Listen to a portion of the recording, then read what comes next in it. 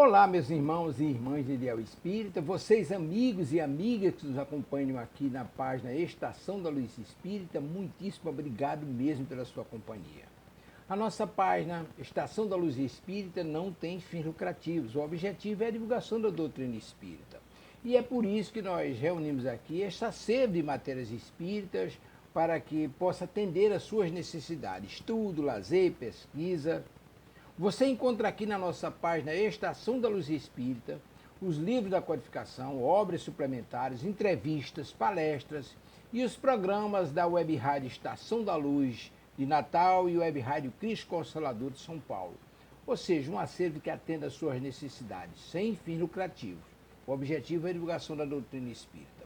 E agora eu convido você para nos acompanhar na reprodução de mais esse trabalho imperdível. Muito obrigado mesmo pela sua companhia e vamos juntos!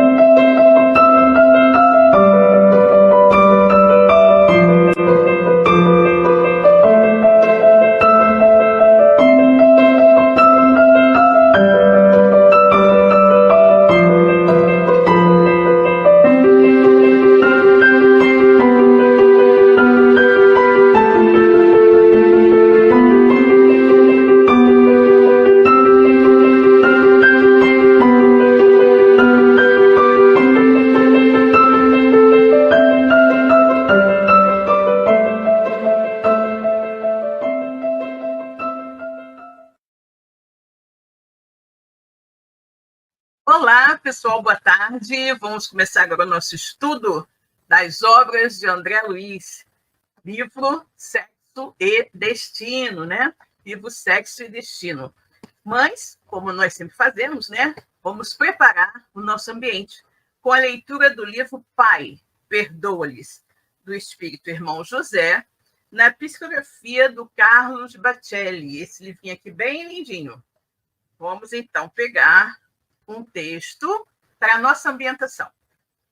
E o texto que caiu para a nossa reflexão dessa tarde chama-se Inclusive Deus. E diz o seguinte: controla a tua ansiedade, não corras, caminha. Procura fazer uma coisa de cada vez. Não te aflijas pelo dia de amanhã, que para ti o relógio não seja uma obsessão. Tens a eternidade pela frente. Disciplina, sim, o teu tempo, mas não com inflexibilidade. Por exigir em excesso de si, muitos terminam por anular-se.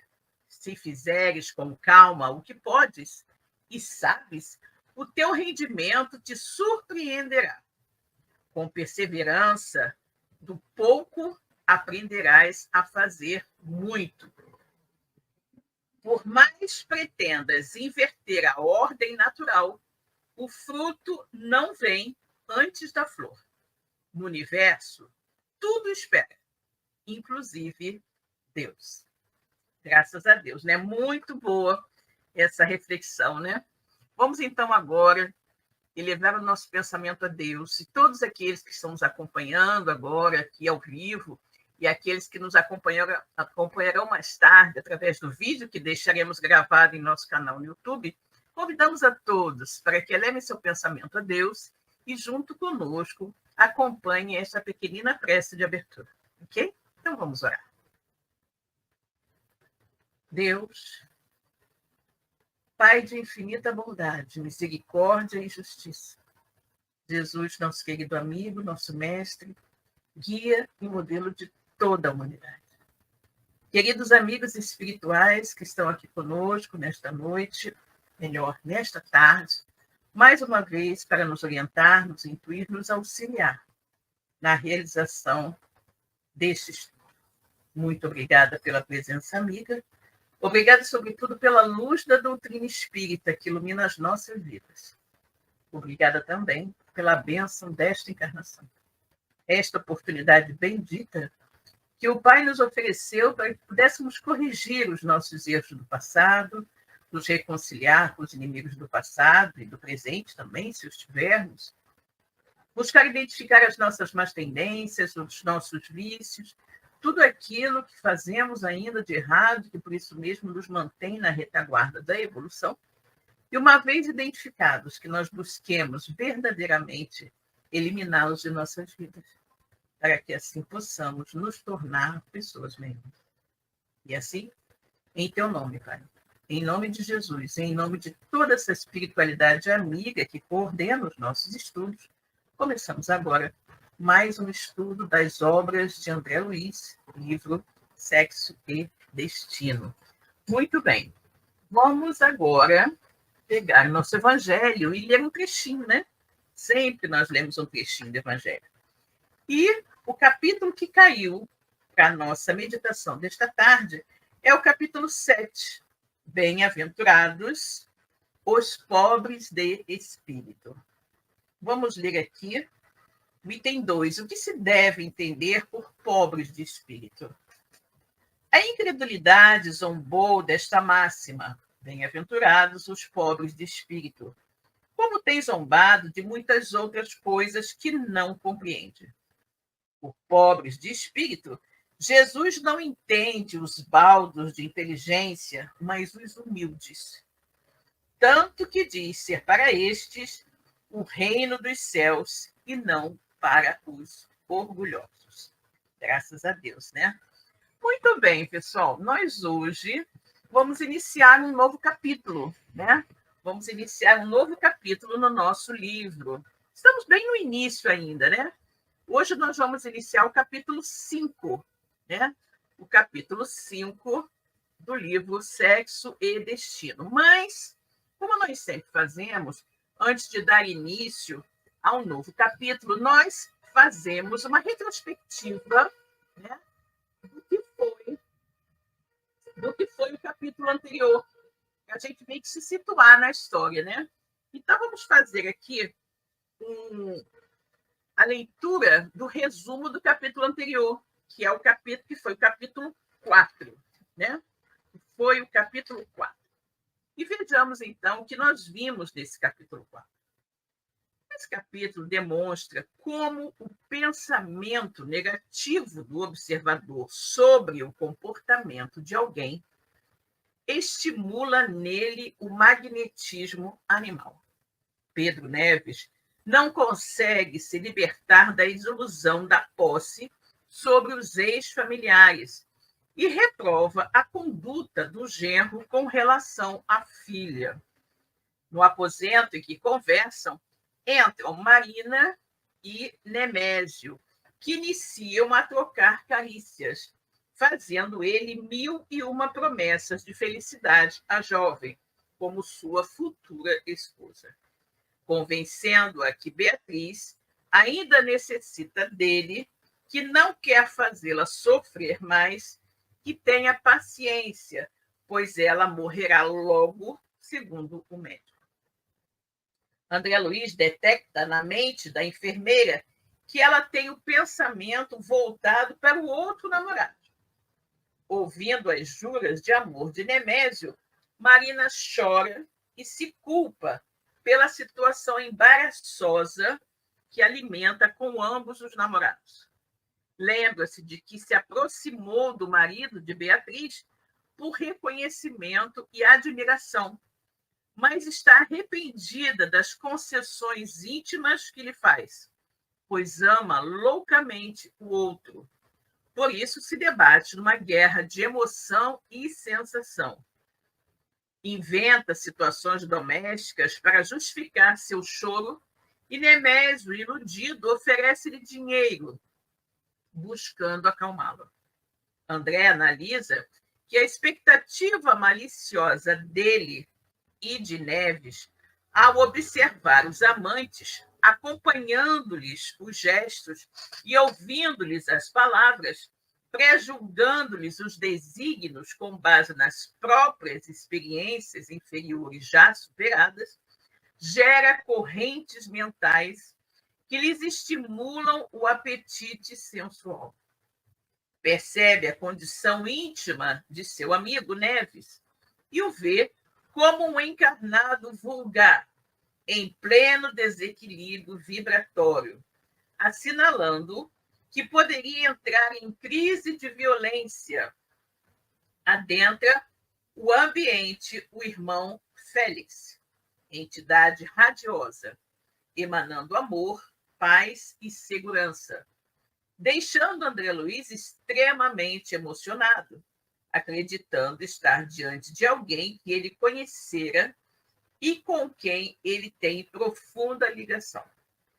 Com a chegada do irmão Félix, que lhe desviou a curiosidade enfermiça sobre os dois namorados, observa então esmorecer-lhes os impulsos apaixonados e logo se dirigem para a câmara de Beatriz, buscando atender-lhe as necessidades. Ao notar que Neves pretendia iniciar conversação sobre os últimos acontecimentos, o irmão Félix sabiamente exclama: meus amigos, nosso Nemésio está seriamente enfermo, sem que ainda o saibam. Ignoro se já lhe notaram a deficiência orgânica. Procuremos socorrê-lo. Ou seja, a Beatriz está morrendo, eu não sei, eu acho que é câncer que ela tem. O Nemésio está tendo um caso com a enfermeira da Beatriz, né? E achando que ela vai morrer logo e que ele vai poder ficar com a enfermeira, que no fundo não gosta dele, é muito mais jovem que ele, gosta do namorado, está arrependida de estar nessa situação dúbia, né? Com duas pessoas, quando ela, na verdade, gosta do outro rapaz. E agora é observado que o Nemésio também está gravemente enfermo, ou seja, ele também deve desencarnar, né? Também deverá desencarnar brevemente. Bom, vamos então agora pegar os nossos livros e abrir aí no capítulo 5, que é o capítulo que vamos iniciar hoje, né? Vamos cumprimentar a nossa querida Claudinha. Boa tarde, Silvio, colega de estudo. Boa tarde, querida. Que bom que você chegou, né? Muito bem. Vamos lá, então, pessoal. Capítulo 5 do nosso livro Sexo e Destino. Imperfeitamente refeitos do assombro que semelhante atitude nos causava, passamos a colaborar com o irmão Félix na aplicação de recursos a benefício do amigo que, embora nos desconhecesse a presença, se mantinha agora em aturada reflexão. Ao contato das mãos do benfeitor, que mobilizava proficiente a energia magnética, Nemésio expunha as deficiências do campo circulatório. O coração, consideravelmente aumentado, denotava falhas ameaçadoras com o endurecimento das artérias. Olha, o Nemésio está muito doente, né? Muito doente. E examinando, rebuçado por fora, era enfermo grave por dentro, né? Ou seja, o Nemésio, que parecia estar tão saudável, né, externamente, estava muito grave internamente. Entretanto, a característica mais constrangedora que apresentava surgia na arteriosclerose cerebral, cujo desenvolvimento conseguíamos claramente positivar, manejando diminutos aparelhos de auscultação. Comprovando longa experiência médica, o irmão Félix apontou-nos determinada região em que notei a circulação do sangue reduzida. E ele, então, o irmão Félix informou: nosso amigo permanece sob o perigo de coágulos bloqueadores. E, além disso, é de temer-se a ruptura de algum vaso em qualquer acidente mais importante da hipertensão. Como se nos percebesse a movimentação e nos registrasse os apontamentos, o genro de Neves, na cadeira estofada que se recolhera, instintivamente respondia ao inquérito afetuoso a que lhe submetíamos a memória, elucidando-lhes todas as dúvidas através de reações mentais específicas. Acreditava-se afundado na imaginação, ignorando que se nos revelava por inteiro na feição de um doente voltado para os esclarecimentos da anamnese. Ou seja, o irmão Félix e o André Luiz, né, o genro, né, e o Neves, efetivamente estavam ali, né, basicamente o André Luiz e o irmão Félix estavam querendo olhar, né, olhar a parte interna, né, a parte física interna do Nemésio e poder realmente ter uma noção exata do estado de saúde dele. Porque, como ele diz aqui, embora ele estivesse com uma aparência saudável, mas internamente ele estava muito mal, né? Artérias entupidas, coração não funcionando muito bem, né? Então ele corria o risco de a qualquer momento, numa crise maior de hipertensão, estourar um vaso qualquer, né? E acredito que ele iria desencarnar de imediato, né? Numa situação dessa. E aí eles começaram ali a aplicar-lhe passes, fluidos magnéticos e tudo mais, e ele começou a pensar, né, sobre a vida, sobre a sua saúde, né? E aí ele rememorou, começou a pensar, né, nas coisas que ele vinha sentindo ultimamente, né? Meio que intuído pelos amigos espirituais, ele começou a pensar em coisas que ele vinha sentindo ultimamente, né, mas que aparentemente não deu muita atenção, não procurou o médico nem nada, né? E essas lembranças que ele foi tendo foi possibilitando aos amigos espirituais terem uma melhor noção do estado de saúde dele. É como se ele estivesse diante do médico, elencando todas essas coisas que ele vinha sentindo ultimamente, né? E aí vamos lá. Rememorou as tonturas ligeiras que vinha experimentando a miúde. Volta e meia estava sentindo tontura. Vasculhava a lembrança, atendendo-nos às perguntas. Alinhava acontecimentos passados, fixava pormenores, reconstituiu quanto possível as fases do desconforto a que se vira atirado subitamente com a perda dos sentidos que sofrera no escritório dias antes. Olha só, uma série de sinais e ele não está nem dando atenção, né? Sentira-se desamparado, de chofre, ausente. O pensamento esvaíra-se da cabeça como se expulso por martelado interior. Pavoroso, delíquio, que se lhe representara infindável quando perdurara simplesmente por segundos. Retomara a noção de si mesmo, atarantado, abatido, curtir apreensões ensimesmado por muitos dias. Para desafrontar-se, expusera a ocorrência perante velho amigo, na antevéspera, já que não sabia como destrinçar o fenômeno. Ou seja, ele vinha sentindo sérias coisas, várias coisas, além de procurar um médico, não procurou o médico, né? Estava preocupado, mas não procurou o médico, né? Intrigado com as coisas que ele estava sentindo, né? Meio que desmaio, ausência, várias tonturas e tudo mais. Mas aí ele falou que foi com um amigo, que estava acontecendo com ele, né? A tela, rearticulada por ele na imaginação, salientava-se tão nítida que lográvamos contemplá-los juntos conversando. Nemésio, o companheiro que lhe tomara confidências, como se estivessem filmados. O marido de Beatriz, inconscientemente, configurava informes precisos acerca do desmaio experimentado, das inquietações, as inquietações consequentes da entrevista que provocara com o colega de negócios e do entendimento cordial havido entre ambos. Consignamos os avisos que o interlocutor lhe transmitira. Não lhe cabia adiar providências. Devia procurar um médico, ou seja, o amigo dele recomendou imediatamente, ele não tinha que entrar aqui. esperar mais nada, ele tinha que procurar um médico imediatamente. Não lhe cabia adiar providências. Devia procurar um médico, analisar as próprias condições, definir os sintomas, traçou advertências. Verificava-se-lhe facilmente a fadiga. No Rio, obteria melhoras em alguma clínica de repouso.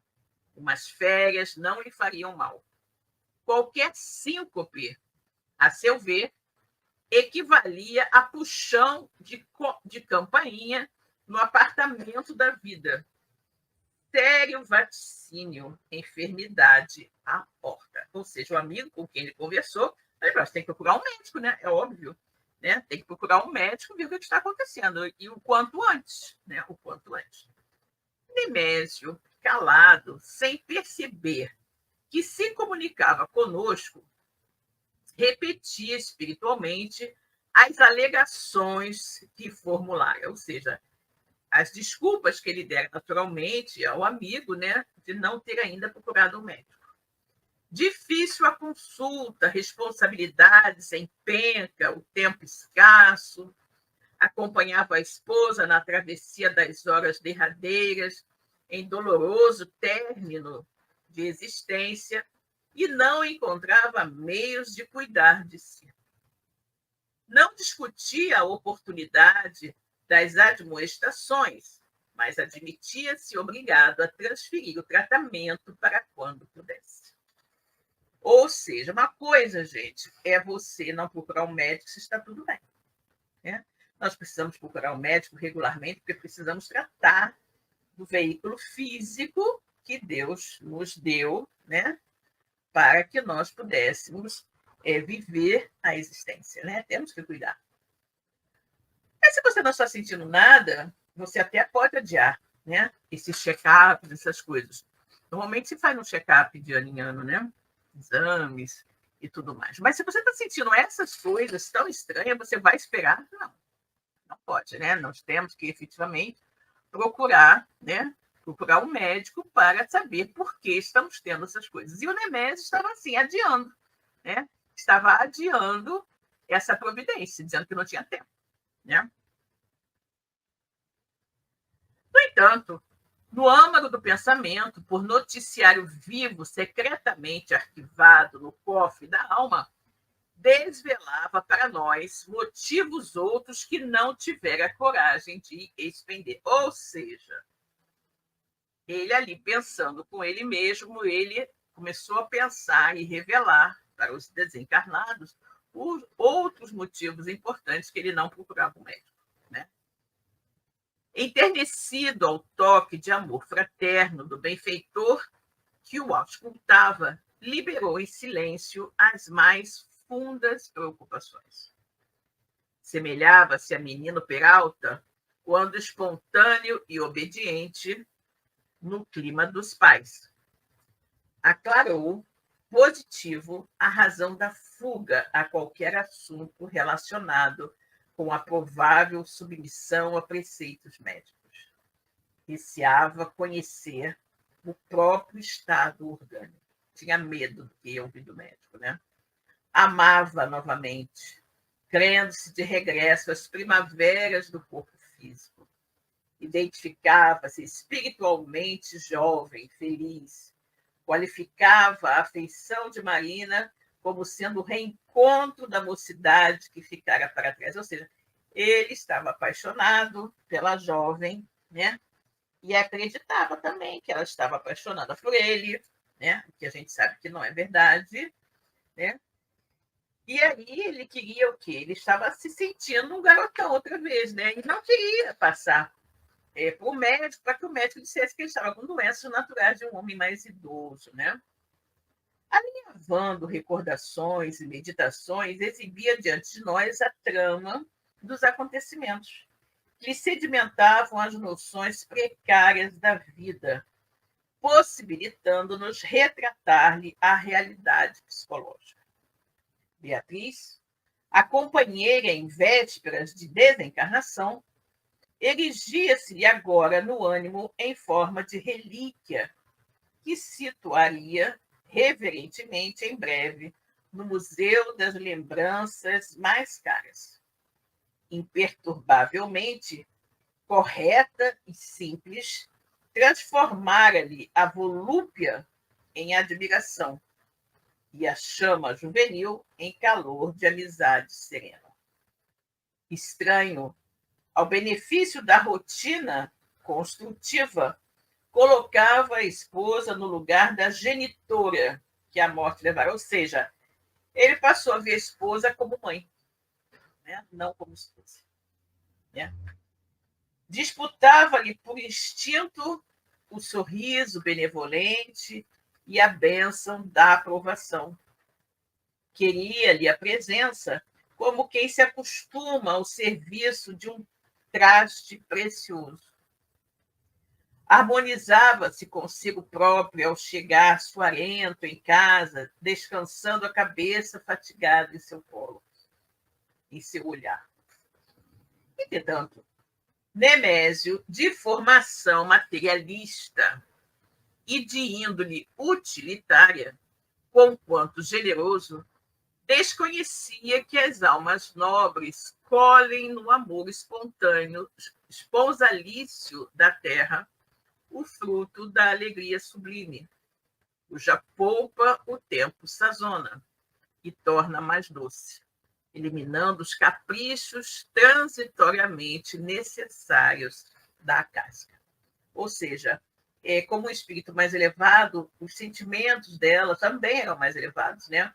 O amor que ela sentia pelo esposo era um amor assim mais de cunho mais elevado e não tão focado em paixões, interesses materialistas e imediatistas, como era o caso dele, né?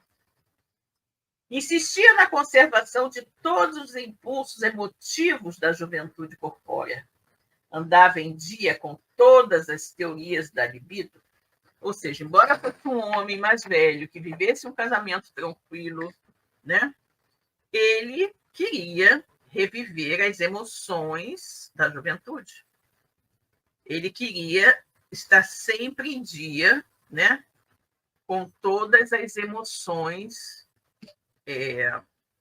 mais, digamos, ardentes da libido. Vez por outra, demandava cidades próximas em noitadas boêmias, asseverando de retorno aos amigos que assim procedia para desenferrujar o coração. Dessas escapadas, voltava trazendo à esposa corbelhas de alto preço, que Beatriz acolhia em levada.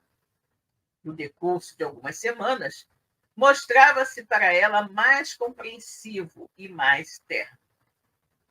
Reconduzido, porém, mais dilatadamente aos freios do hábito, não sabia consagrar-se às construções espirituais que só a disciplina favorece e garante. Varava de novo as fronteiras que os compromissos morais estabeleciam à maneira de animal arrombando o ser. Ou seja, de tempos em tempos, ele ia buscar aventura, né, em bordéis de cidades próximas. Voltava, trazia flores para a esposa, ela ficava muito feliz, e ele passava algumas semanas, né, tranquilo.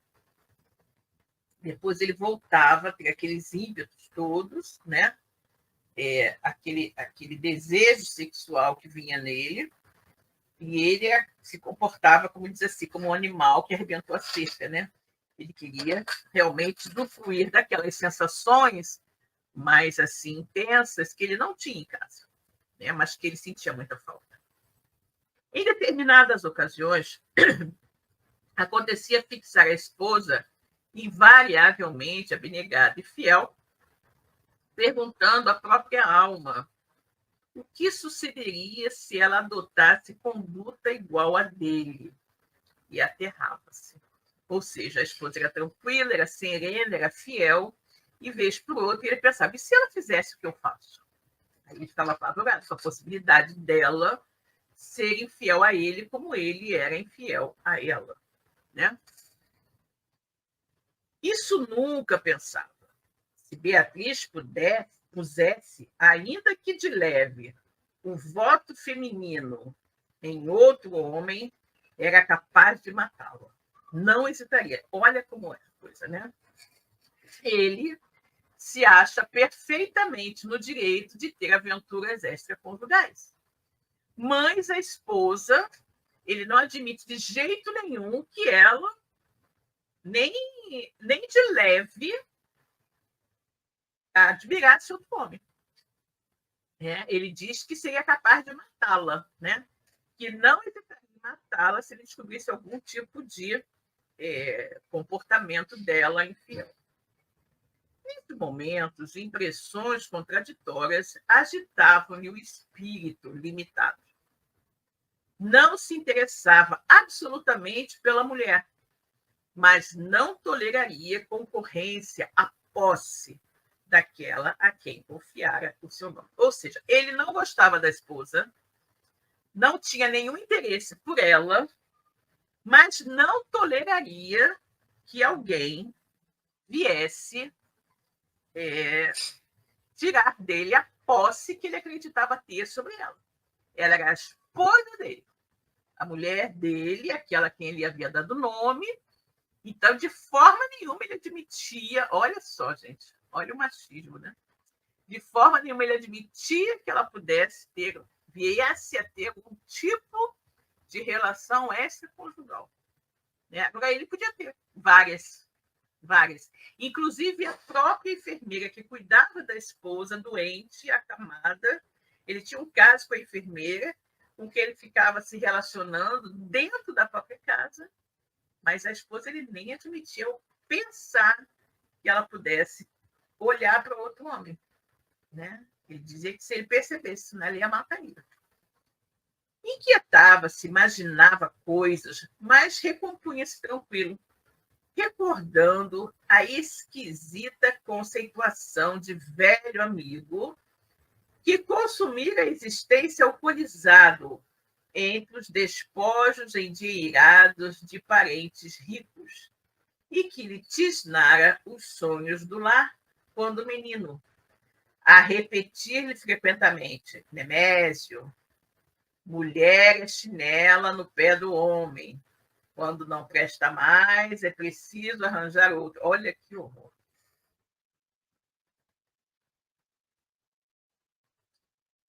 Ou seja, ele ficava meio incomodado, às vezes, com o próprio comportamento, mas se lembrava de uma frase dita por um velho amigo, né? Um velho amigo que não era lá um grande exemplo, né? Um velho amigo que, segundo ele, consumiu a existência alcoolizado entre os despojos, né, endinheirados da família, ou seja, nunca fez nada. Vivia do dinheiro que a família tinha, né?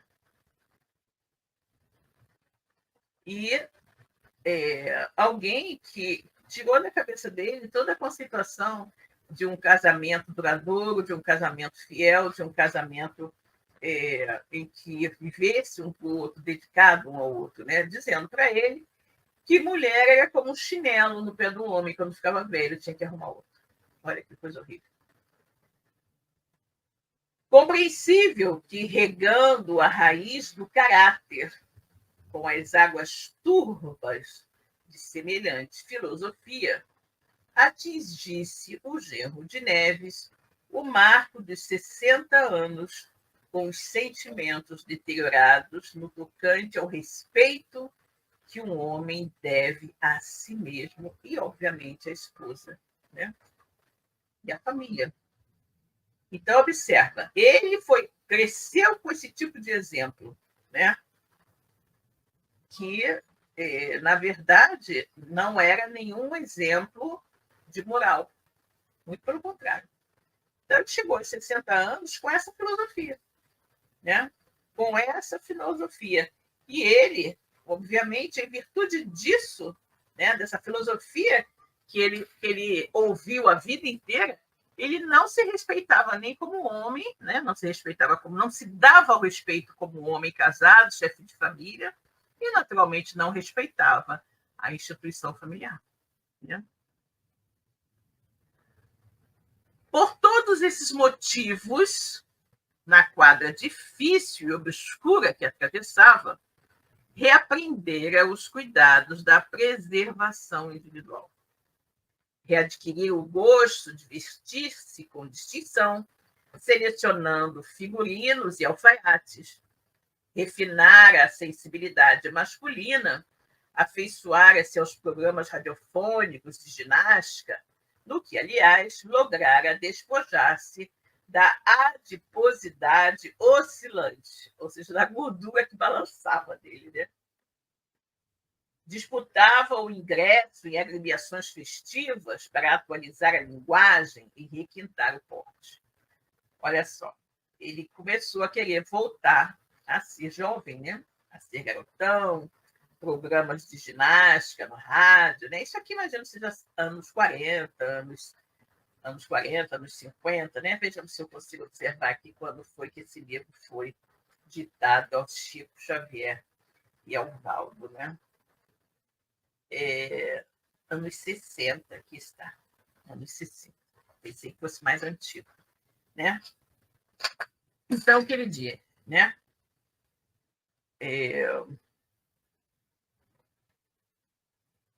Disputava ingressos, né? Um ingresso em agremiações festivas para atualizar o vocabulário, né? Um vocabulário mais moderno e tudo. Atualizar a linguagem e requintar o porte. Não lhe importavam as tochas brancas que lhe esmaltavam de prata a cabeleira densa, ou seja, ele estava já com cabelos brancos, né? Então, ele não se importava, né, com os cabelos brancos que ele já tinha, né? Elegia nos perfumes raros e nas gravatas coloridas motivos de leveza e elegância sempre novos. Vestia-se como um homem mais jovem, embora a aparência fosse do outro mais velho, né? Pagara habilmente instruções e pareceres de improvisados professores em renovação da personalidade. E embelezara-se vaidoso, lembrando antigo edifício sob nova decoração. Evidentemente, não. Não raciocinava apreensivo. Não se resignaria a qualquer terapêutica que não fosse a de si lhe acentuar disposições ao prazer. Ou seja, ele não queria o médico, porque ele não queria que o médico dissesse a ele que ele estava doente, que ele precisava se cuidar, que ele já não era um homem jovem, né? Porque ele estava vivendo um momento em que ele se sentia um garotão, né? De novo. Então, ele não se resignaria a qualquer terapêutica que não fosse a de lhe acentuar disposições ao prazer, ou seja, que não fosse dizer a ele que tinha mais que continuar aproveitando a vida como ele estava no momento, né?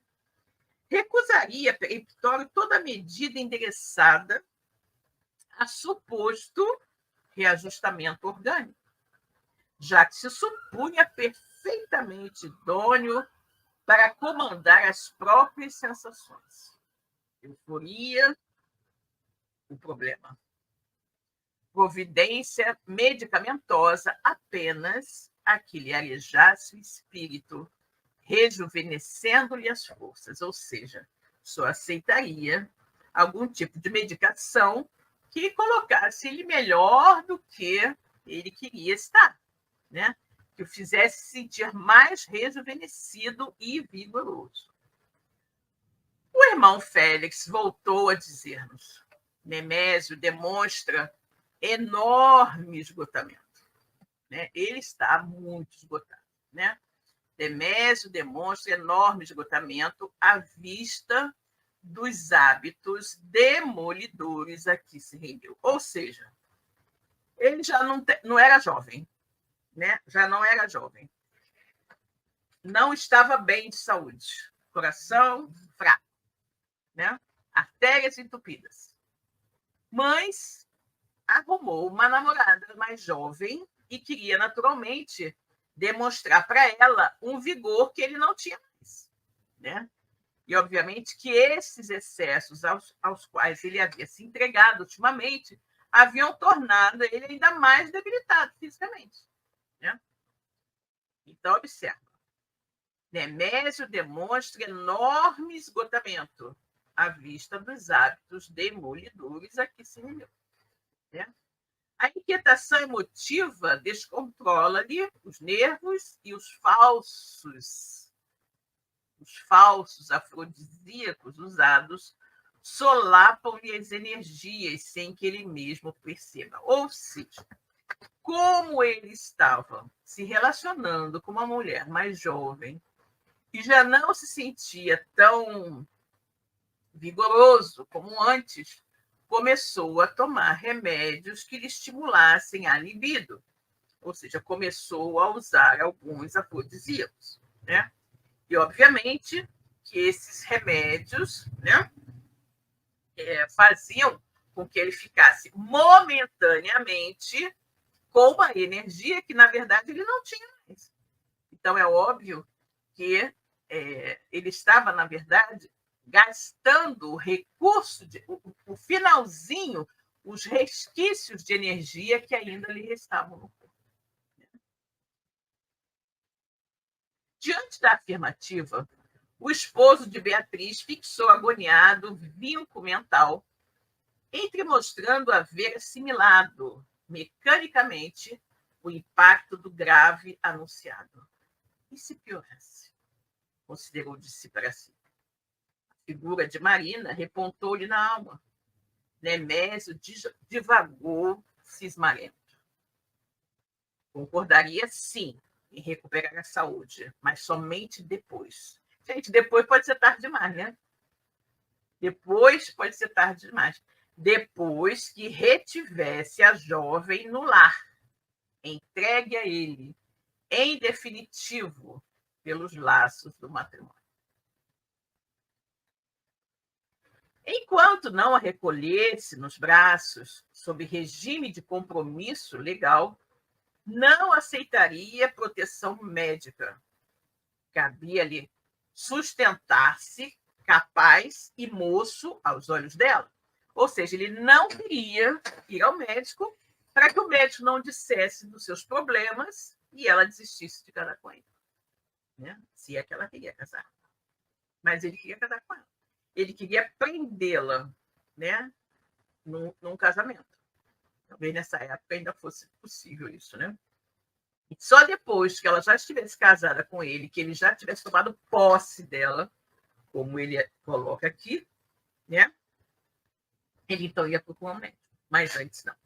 Né? Cabia-lhe sustentar-se capaz e moço aos olhos dela. Fugiria deliberadamente de conselhos ou disciplinas tendentes a desviá-lo da ronda de passeios, excursões, entretenimentos e bebedices que, na posição de homem e namorado, acreditava dever. Ou seja, ele não ia fazer repouso de jeito nenhum, não naquele momento. Porque ele não queria que a moça desconfiasse que ele não estava bem de saúde, afinal ele era muito mais velho que ela. Né? Depois que ele já tivesse convencido a moça a casar com ele, já tivesse casado com ela, aí ele procuraria o médico, mas antes não. O irmão Félix não contrapôs qualquer argumentação.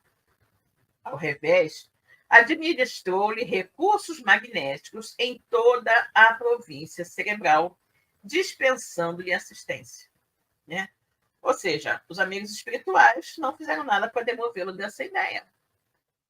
Aplicaram-lhe recurso magnético, pelo menos para lhe dar mais, né? Mais disposição, um pouco mais de sobrevida, talvez. Ao término da longa operação socorrista, Neves, taciturno, não encobria o próprio desapontamento. A desaprovação esguichava-lhe da cabeça, plasmando pensamentos de censura que, não obstante respeitosa, nos alcançavam em cheio por chuva de vibrações negativas. Ou seja, o Neves, né, vendo tudo aquilo, ele não estava nem aí, né? Mas ele estava reprovando fortemente o comportamento do genro. E aí o André Luiz diz, né, que esse desapontamento que o Nemésio não, que o Neves estava vivendo, né, ele meio que irradiava, né?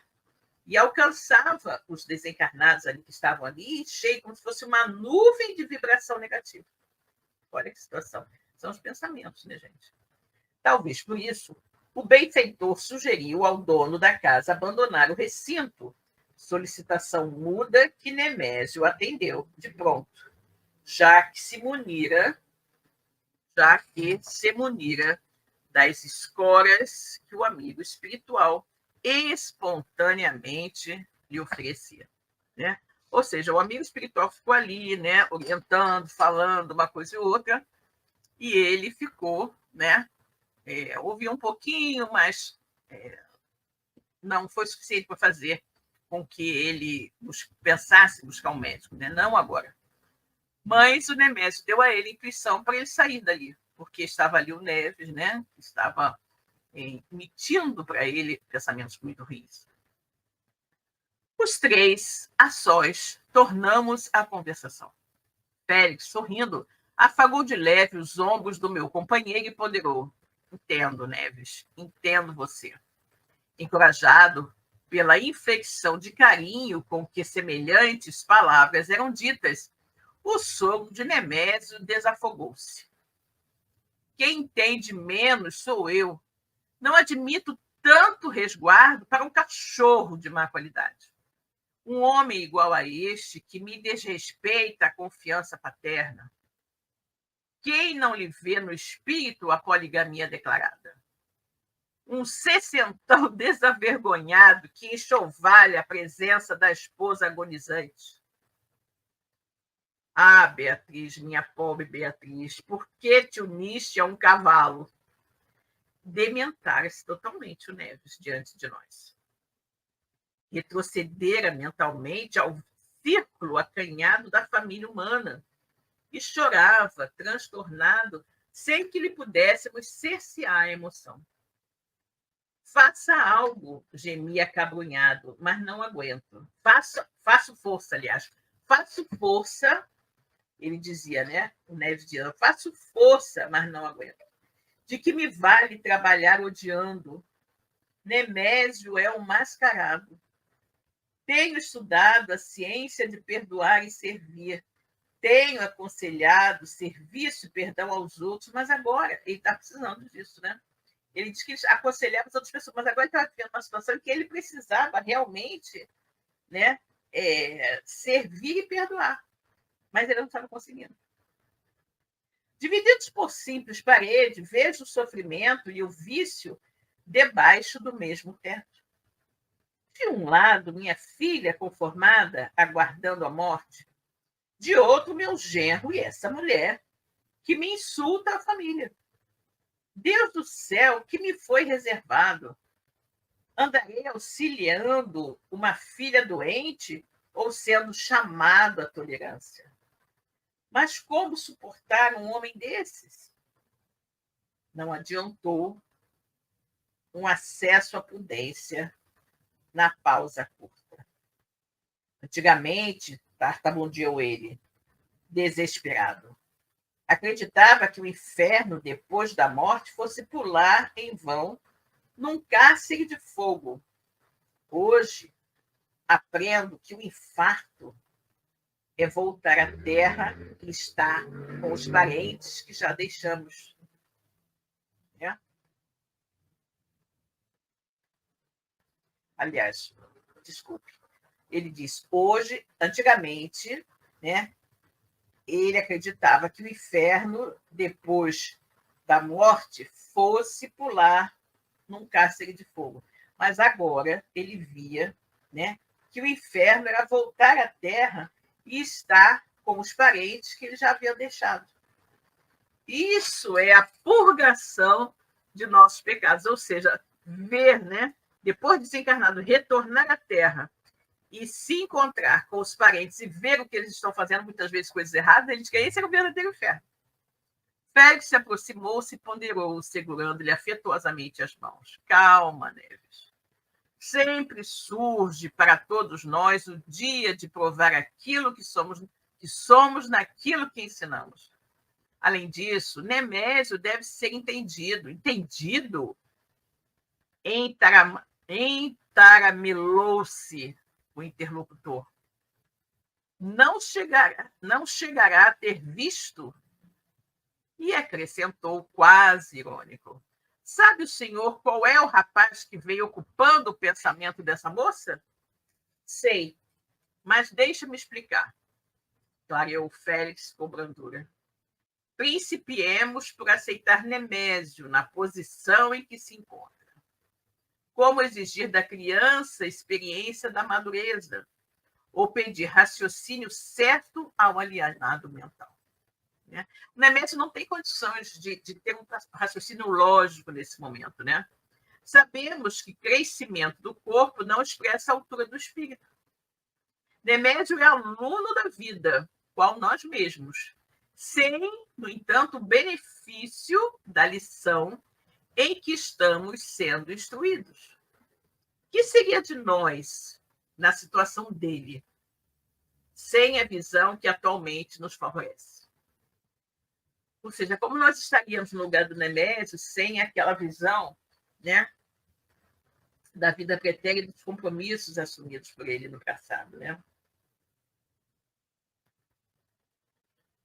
Provavelmente, cairíamos em condições piores. Quer dizer que devo aprová-lo? Ninguém aplaude a enfermidade, nem louva o desequilíbrio.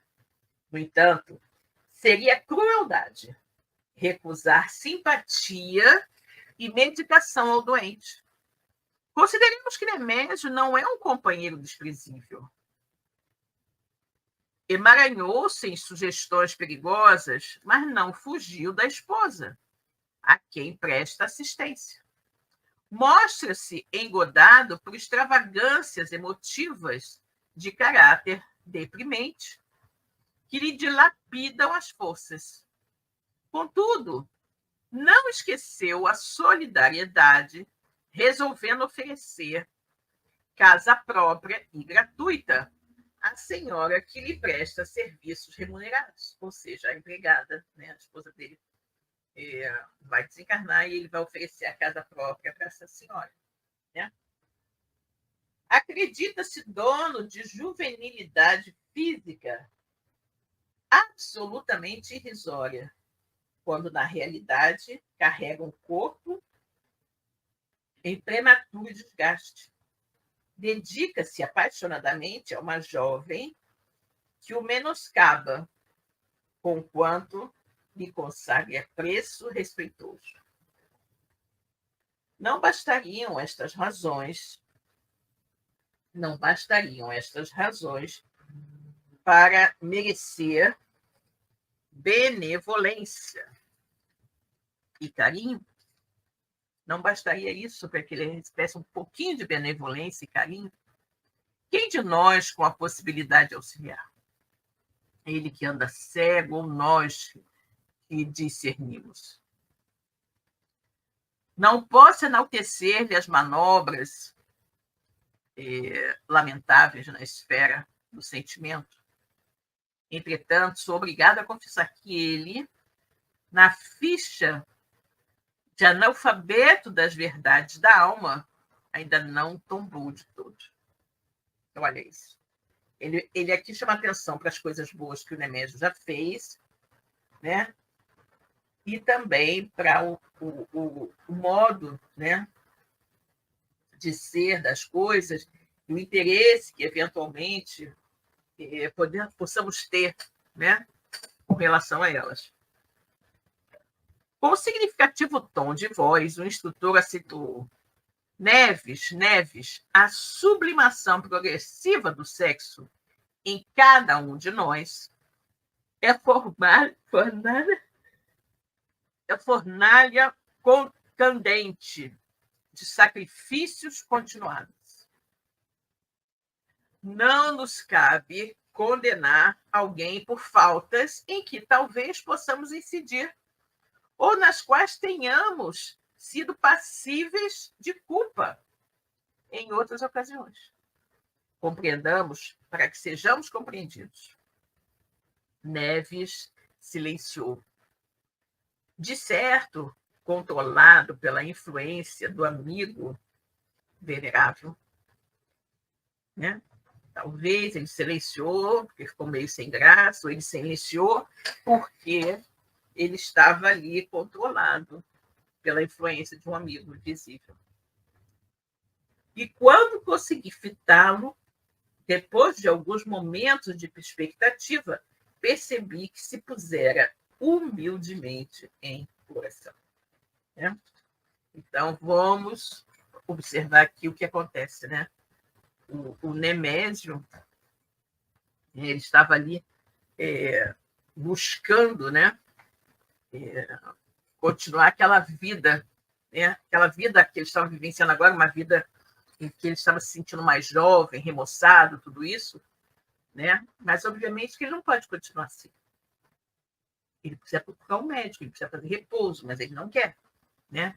E aí o que acontece? O irmão Félix começa a relembrar de pontos positivos do Demétrio.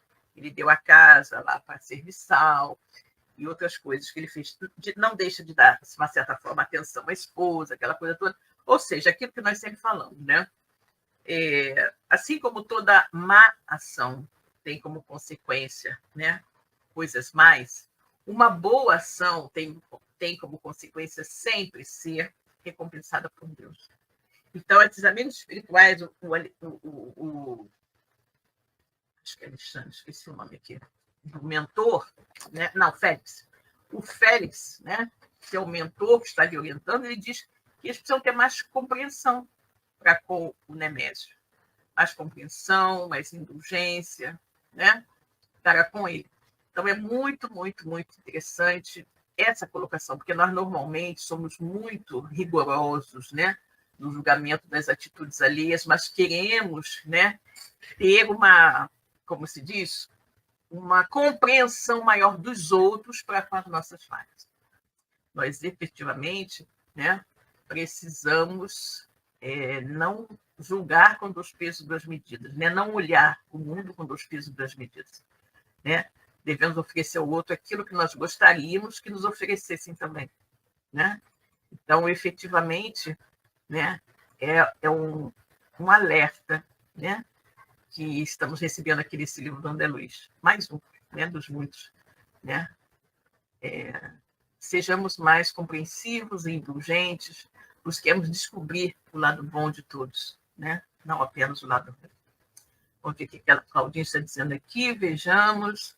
Este livro é ótimo, uma emoção a cada capítulo, exatamente, né? Quem diria, né, que nós teríamos esse posicionamento aqui com relação ao Nemésio, né, um marido adúltero que traindo a esposa dentro de casa, com ela doente, né? Grata pelo estudo, um bom descanso a todos. Que ótimo, querida. Grata por ter estado aqui conosco, né? Então, vamos ficando por aqui, né? Desejando a todos uma ótima noite e até a próxima semana. Beijos. Tchau, tchau.